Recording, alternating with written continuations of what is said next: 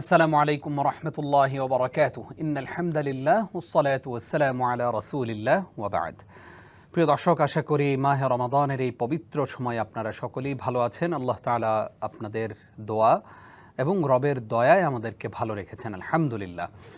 আপনাদেরকে আন্তরিক মোবারকবাদ জানিয়ে শুরু করছি ডিবিসি নিউজের প্রতিদিনের গুরুত্বপূর্ণ এবং মাহে রমজান উপলক্ষে ডিবিসি নিউজের বিশেষ আয়োজন বিআরবি কেবলস প্রেজেন্টস ইসলাম ও জীবন, powered by Bhaiya hotels, cosponsors ATI tiles and smart Mehedi. অনুষ্ঠানে আপনাদের সঙ্গে আছি আমি নিজাম বিন মুহিব। প্রিয় দর্শক, আমরা প্রতিদিন একজন স্কলারকে আমন্ত্রণ জানাই, যার কাছ থেকে আমরা আলোকিত হই। আমাদের আজকের বিষয় ডিভাইস আসক্তি ও রমজান। চলুন প্রিয় দর্শক, এই বিষয়ে যিনি আলোচনা করবেন তার সঙ্গে আপনাদেরকে পরিচয় করিয়ে দিচ্ছি।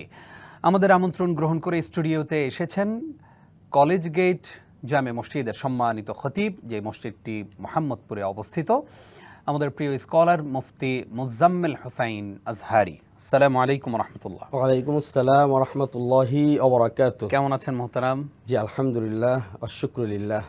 আলহামদুলিল্লাহ, আল্লাহ তাআলা আমাকে খুব ভালো রেখেছেন। আপনি কেমন আছেন? আলহামদুলিল্লাহ, আমরা ভালো আছি। স্বাগত জানাই আপনাকে আমাদের আজকের আয়োজনে। শুকরান জাযিলান, জাযাকাল্লাহ বারাকাল্লাহ ফিক। আমরা একদম শুরুতেই আসতে চাই যে আমরা তো আসলে রমাদানে সিয়াম পালন করি, কিন্তু সিয়াম পালন করে এমন অনেক ভাই বোন আছেন যারা সারাদিন ডিভাইসে আসক্তি তাদের। হয়তো পাবজি খেলেন, গেমস খেলেন, যে কোনো গেমস, এরপরে ফেসবুক, ইউটিউব, সোশ্যাল মিডিয়া, সব জায়গায় ওনারা অ্যাক্টিভ থাকেন এবং সারাদিন এটা নিয়ে ব্যস্ত থাকেন। তো একজন রোজাদারের আসলে এইরকম ডিভাইস আসক্তি, এই ব্যাপারে কি বলবেন? অসংখ্য ধন্যবাদ আপনাকে। খুব সুন্দর একটি বিষয় আমাকে কথা বলবার জন্য সুযোগ করে দিয়েছেন। শুরুতেই আমি মহান আল্লাহ সুবহানাহু ওয়া তাআলার দরবারেও শুকরিয়া জ্ঞাপন করছি, যিনি মাহে রমজানুল মুবারকে আমাদেরকে রোজা রাখার এবং রাতের বেলায় তারাবি নামাজ আদায়ের, কোরআন তিলাওয়াত করার তৌফিক দিচ্ছেন সুস্থতার সাথে, আলহামদুলিল্লাহ। তো ডিভাইস আসক্তি এ বিষয় নিয়ে এবং মাহে রমজানুল মুবারকে কিভাবে আমরা এই ডিভাইস আসক্তি থেকে আমরা নিজেরাও বেঁচে থাকতে পারি, আমাদের যুব সমাজ এবং শিশু কিশোর সবাই এই ডিভাইস আসক্তি থেকে কিভাবে মাহে রমজানুল মুবারকে আমরা বেরিয়ে আসতে পারি, এই বিষয়ে আমি কোরআন হাদিসের আলোকে ইনশাআল্লাহ কথা বলবো। তো ডিভাইস বলতে আমরা সাধারণত বুঝে থাকি মোবাইল, কম্পিউটার, ল্যাপটপ, টিভি ইত্যাদি। এই জিনিসগুলো আসলে ভালো কাজেও ব্যবহার হয়। মানুষ এগুলোর দ্বারা রিসার্চ করে, গবেষণা করে, স্টাডি করে, পড়াশোনা করে, তথ্য আদান প্রদান করে এবং অফিসের কার্যাবলীগুলোও এই ডিভাইসের মাধ্যমে সম্পাদিত হয়। যেহেতু আধুনিক বিশ্বে এই ডিভাইস ছাড়া কোনোভাবেই কোনো কার্যক্রম সম্পাদন করা সম্ভব নয়।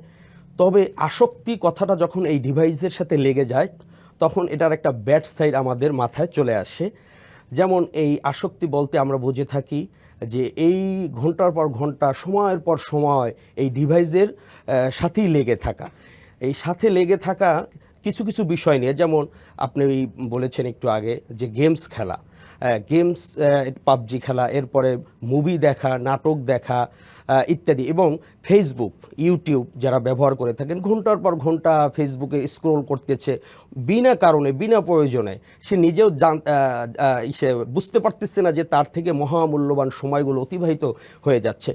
তো মাহে রমজানুল মুবারক আল্লাহ রাব্বুল আলামিন আমাদের উপরে রোজা ফরজ করে দিয়েছেন এবং বলেছেন যে ইয়া আইয়ুহাল্লাযীনা আমানু কুতিবা আলাইকুমুস সিয়াম কামা কুতিবা আলাল্লাযীনা মিন ক্বাবলিকুম লাআল্লাকুম তাত্তাকুন।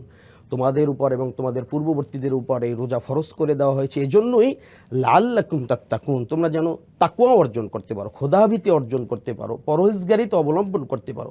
এই রমজান আমাদেরকে আত্মসংযম এবং আমাদের দায়িত্ববোধ ইত্যাদি এই বিষয়গুলো আমাদের শিক্ষা দেয়। তাহলে আমরা রোজা রেখে যদি এই ডিভাইসের প্রতি আসক্তি হই, আমরা সময়গুলোকে যদি অপচয় করি, তাহলে দেখা গিয়েছে প্রিয় নবীজি সাল্লাল্লাহু আলাইহি সাল্লাম বলেছেন, যে ব্যক্তি মাহে রমজানুল মুবারক পেয়েও তার গুনাহ মাফ করাতে পারলো না, জিবরিল আমিন এসে তার কাছে বলেছে সে ওই ব্যক্তি ধ্বংস হয়ে যাক। প্রিয় নবীজিও বলেছেন আমিন। সুতরাং আমরা যারা ডিভাইসের প্রতি আসক্তি আছি, এই মাহে রমজানুল মুবারকের সম্মানে আমরা এই ডিভাইসের আসক্তি থেকে আমরা বেরিয়ে আসব। বিশেষ করে বাচ্চারা, শিশুরা, ওরা বাসা বাড়িতে যখন দেখে ওদের অভিভাবকরা এই ডিভাইসের প্রতি আসক্তি, মাও সে ফেসবুক ইউজ করছে, ইউটিউব দেখছে, বাবাও দেখছে, অটোমেটিকলি এই সন্তানগুলো এক এক করে ডিভাইসের প্রতি ওরাও আসক্তি হয়ে যায়, যার কারণে ওদের খাবার দাবার, খেলা, এরপরে পড়াশোনা কোনো কিছুই ওরা ডিভাইস ছাড়া করতে চায় না। এমনকি দেখা যায় ওদের প্রতিটা লোকমা খাবার গ্রহণের শুরুতে ওদের সামনে আগে মোবাইল ছেড়ে দিতে হয়। এতটা পরিমাণে ওরা আসক্তি হয়েছে, ওরা পড়াশোনার টেবিলে বসলে ওদের পাশে মোবাইল, টিভি, ডিভাইস এগুলো ছেড়ে রাখতে হয়, নতুবা সে পড়বে না, নতুবা সে খাবে না। সুতরাং এই জন্য এই যে আমরা ডিভাইস আসক্তি হয়ে সময়ের পর সময় আমরা অপচয় করছি, এজন্য হাদিসে পাকে এসেছে, প্রিয় নবীজি বলেছেন যে তোমরা 5টি বিষয়কে গনিমত মনে করো। ইগতানিম খমসান কবলা খমসিন, তোমাদের 5টি বিষয়কে গনিমত মনে করতে হবে 5টি বিষয় আসার পূর্বে। এই গনিমত বলতে মূল্যায়ন করতে হবে। তোর মধ্যে একটি বিষয় রয়েছে যে অফারগকা কবলা শুগলিক, তুমি তুমি অফারগকা তোমার অবসর সময়টাকে তুমি এমনভাবে গনিমত মনে করো ব্যস্ততা আসার পূর্বে। এই অংশের দ্বারা বোঝানো হয়েছে প্রত্যেকটা সময়কে আমাদেরকে মূল্যায়ন করতে হবে। এই হাদিসে আরও বিষয় বলা হয়েছে যে ওয়াসিহাতাকা কবলা মারদিক, তুমি অসুস্থ হওয়ার পূর্বেই তোমার সুস্থতাটাকে গনিমত মনে করো। অর্থাৎ তুমি সুস্থ থাকা অবস্থায় নামাজ পড়ো, রোজা রাখো, দান সদকা করো, ভালো ভালো বেশি বেশি আমলগুলো করো, যে কোনো মুহূর্তে তুমি অসুস্থ হয়ে যেতে পারো। ও হায়াতাকা কবলা মাউতিক, তোমার মৃত্যু আসার পূর্বে তোমার এই জীবনটাকে, মহামূল্যবান এই জীবনটাকে তুমি মূল্যায়ন করো। তুমি ডিভাইসের প্রতি আসক্তি হয়ে তোমার এই মহামূল্যবান সময়টাকে তুমি কি করো না, নষ্ট করো না। এই জন্য প্রিয় নবীজি সাল্লাল্লাহু আলাইহি সাল্লাম অন্য এক হাদিসে বলেছেন, এটি তিরমিজি শরীফের হাদিস, যে লা তাজুলু কদামা ইবনে আদম ইয়াউমাল কিয়ামাতি হাত্তা ইউসআলা আন খামসি, যে কোনো বনি আদম সন্তান কাল কিয়ামতের ময়দানে 5টি প্রশ্নের উত্তর দেওয়া ব্যতীত এক কদমও সামনে অগ্রসর হতে পারবে না। সেখানে প্রথম প্রশ্নটি হবে আপনার, আমার এবং সকলের, যে আন উমরিহি ফিমা আফনাহু, তোমার এই মহামূল্যবান একটি সময় আমি তোমাকে দিয়েছিলাম। আল্লাহ তাআলা বলবেন যে এই সময়টা, এই জীবনটা তুমি কোন কাজে ব্যয় করেছো। ওয়া আন শাবাবিহি ফিমা আবলাহু, তোমার যৌবনটা তুমি কোন কাজে অতিবাহিত করেছো। ওয়া আল মালিহি মিন আইনা ইকতাসাবাহু অফিমা আনফাকাহু, তোমাকে যেই সম্পদ দেওয়া হয়েছিল সেটি তুমি কোন কাজে ব্যয় করেছো। তুমি কি ডিভাইসের প্রতি আসক্ত হয়ে তুমি কি তোমার সম্পদকে ব্যয় করেছো, না তুমি ভালো কাজে ব্যয় করেছো? এটা আমাকে প্রত্যেককেই প্রশ্ন করা হবে। সুতরাং এই প্রশ্নের সম্মুখীন হওয়ার আগেই আমরা যেন আমাদের নিজের জীবনটাকে আমরা সুন্দরভাবে সাজাতে পারি। সর্বশেষ যেই প্রশ্নটি আমাদের সকলকেই করা হবে সেটি হচ্ছে অমাযা আমিলা ফিমা আলিমা, তোমার এলেম, তোমার জ্ঞান অনুযায়ী তুমি কতটুকু আমল করতে পেরেছো। এই মাহে রমজানুল মুবারক এটি আমলের মাস, সওয়াবের মাস, পুণ্যের মাস। প্রিয় নবীজি সাল্লাল্লাহু আলাইহি সাল্লাম বলেছেন, কুল্লু আমাল ইবনে আদম ইউদাআফুল হাসানাতু আশরু আমসালিহা ইলা 700 দিআফিন। মাহে রমজানুল মুবারকের একটা নেকির আমল কি পরিমাণে বৃদ্ধি করা হবে? অন্য অন্য মাসে যেখানে আল্লাহ সুবহানাহু ওয়া তাআলা 1 থেকে 10টি নেকি দিতেন, সেখানে এই মাহে রমজানুল মুবারকে একটি আমলের বিনিময় আল্লাহ সুবহানাহু ওয়া তাআলা 700 গুণ পর্যন্ত নেকি বৃদ্ধি করে দেবেন। সুবহানাল্লাহ। আপনি একটা লক্ষ্য করবেন, খেয়াল করবেন যে মাহে রমজানুল মুবারকে বিভিন্ন মসজিদগুলোতে, ম্যাক্সিমাম 99% মসজিদগুলোতেই বিভিন্ন তাফসিরুল কোরআনের ব্যবস্থা করা হয়। বাদ জোহর, আসরের পরে কোরআন শিক্ষার কোর্স থাকে, রাতের বেলায় তারাবির পরে কিয়ামুল লাইলের ব্যবস্থা থাকে, তারাবির নামাজ। এই যে ইলমি পরিবেশ, এটি কিন্তু অন্য অন্য মাসগুলোতে থাকে না। এটার সাথে নিজেকে মানিয়ে হ্যাঁ, এইটার সাথে যদি আমরা নিজেদেরকে সম্পৃক্ত করতে পারি, তাহলে আমরা এবং আমাদের পরিবার, আত্মীয় স্বজন এবং যুব সমাজ সবাইকে, শিশু কিশোর সবাইকে আমরা ডিভাইস আসক্তি থেকে মুক্তিদান করতে পারি। জাযাকাল্লাহু খাইর। আসবো আপনার কাছে আবার ইনশাআল্লাহ ছোট্ট একটা বিরতির পর। প্রিয় দর্শক, আপনারা দেখছেন ইসলাম ও জীবন অনুষ্ঠানের এ পর্যায়ে নিচ্ছি ছোট্ট একটি বিরতি, সঙ্গেই থাকুন। প্রিয় দর্শক, আপনাদেরকে আরও একবার স্বাগত জানিয়ে শুরু করছি বিআরবি কেবলস প্রেজেন্টস ইসলাম ও জীবন। আজকে আমরা খুবই গুরুত্বপূর্ণ একটি বিষয় আলোচনা শুনছিলাম মুফতি মুজাম্মিল হোসাইন আজহারি হাফিজাহুল্লাহর কাছ থেকে। চলুন প্রিয় দর্শক, আলোচনার বাকি অংশ শুরু করি।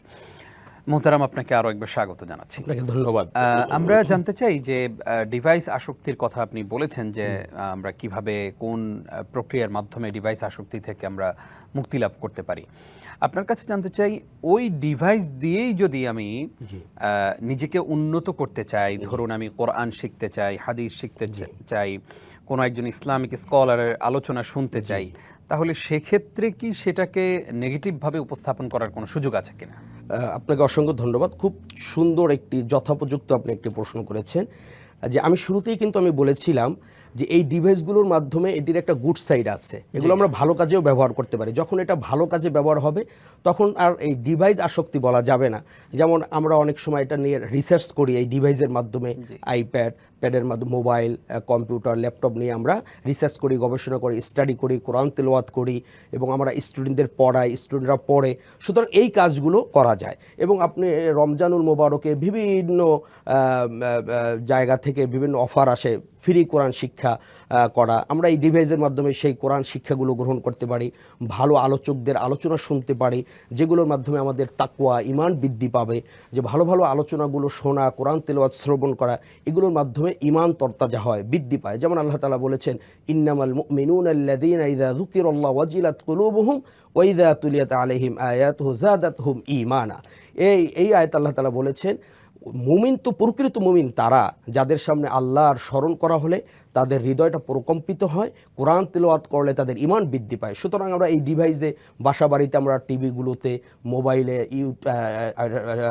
ল্যাপটপ, কম্পিউটারে আমরা কোরআন তেলাওয়াত ছেড়ে রাখতে পারি ভালো ভালো সুরেলা কণ্ঠের। তাতে আমাদের ঈমান বৃদ্ধি পাবে, বাসায় রহমত বরকত হবে।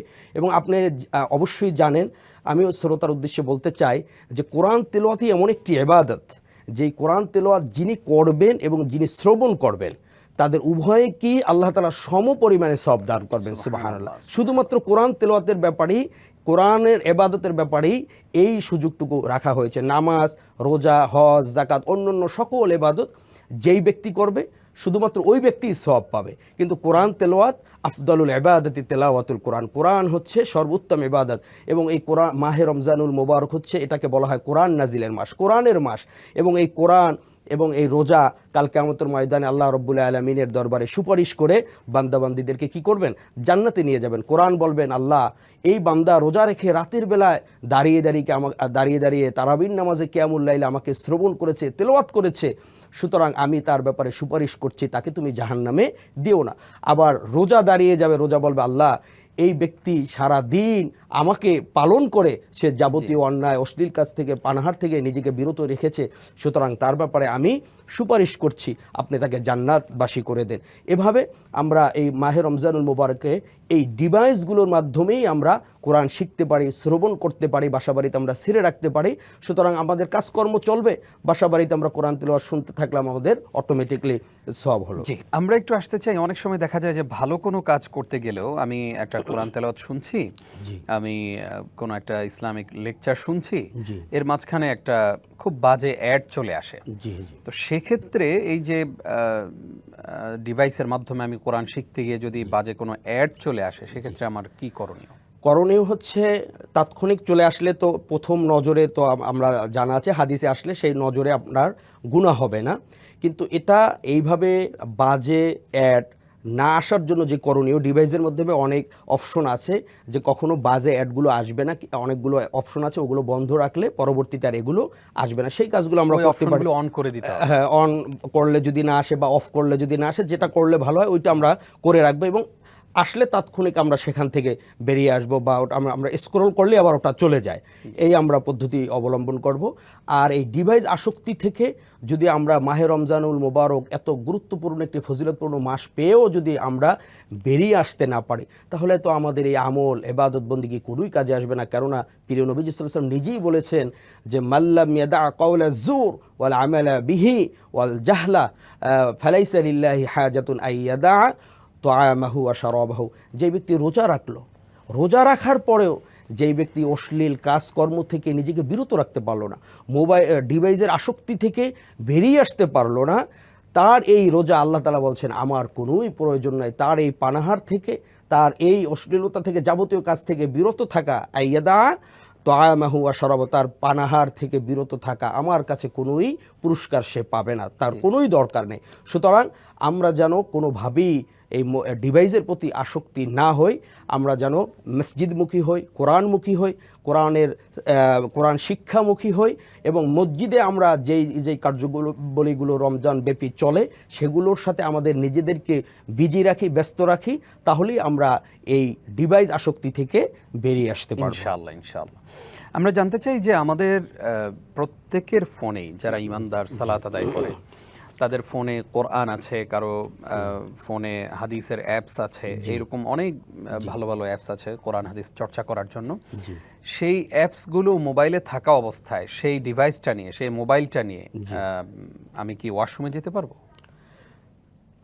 যদি তার সুযোগ থাকে, বাসা বাড়িতে তো অবশ্যই সে কখনোই সে ওয়াশরুমে এগুলো নিয়ে যাবে না।